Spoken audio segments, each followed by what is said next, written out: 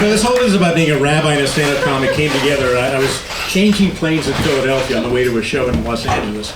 And a woman walked over to me, did a double take. She said, "You're Rabbi Alper, aren't you?" I said, "Yes."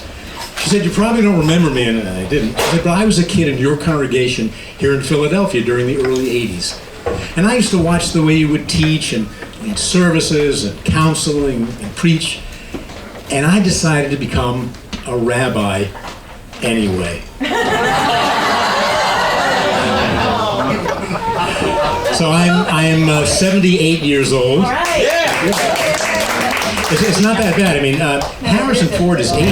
You know that? Turned 80 last year. Yeah. He's making another movie. It's going to be called Indiana Jones and the Enlarged Prostate. Well, they're working on the title. If that title doesn't resonate with an audience, test audience, the backup title is Indiana Jones and the Reverse Mortgage. And then he's got another project coming on. Remember The Fugitive? The movie The Fugitive? Okay, they've got a new episode, and this one, Dr. Richard Kimball flees assisted living.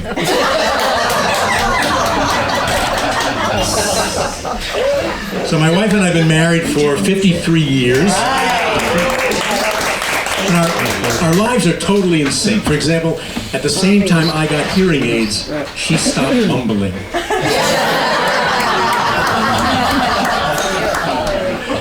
We have two children. We have an adorable 50-year-old.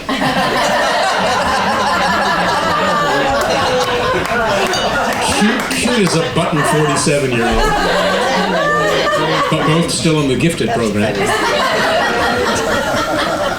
I remember the toughest time raising kids was when they were teenagers, and I was comforted. The Bible talks about kids that age. According to one of the commentaries, the reason Abraham was about to sacrifice Isaac at the age of 12 and not 13 is because at 13 it wouldn't have been a sacrifice.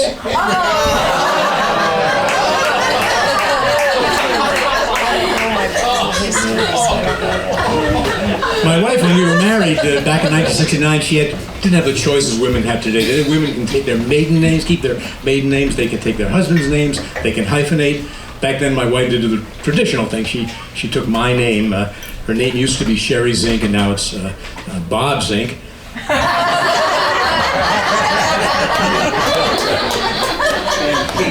Sherry's a psychotherapist, and she shares with me some of the things people say at conferences.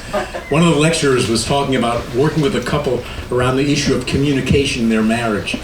And at a certain point she said, "Let me ask you," to the wife, she said, "How do you express when you want to make love?"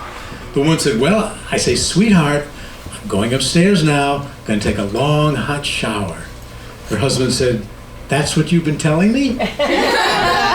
All these years I thought you meant I shouldn't run the dishwasher."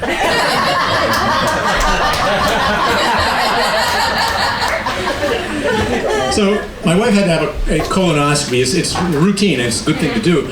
And it was late afternoon. I was in the hospital waiting room. There was one other man who was watching television. It was kind of blaring.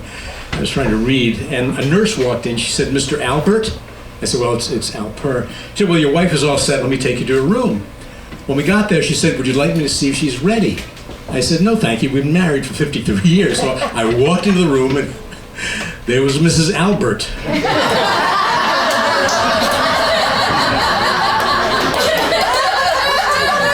She was not ready.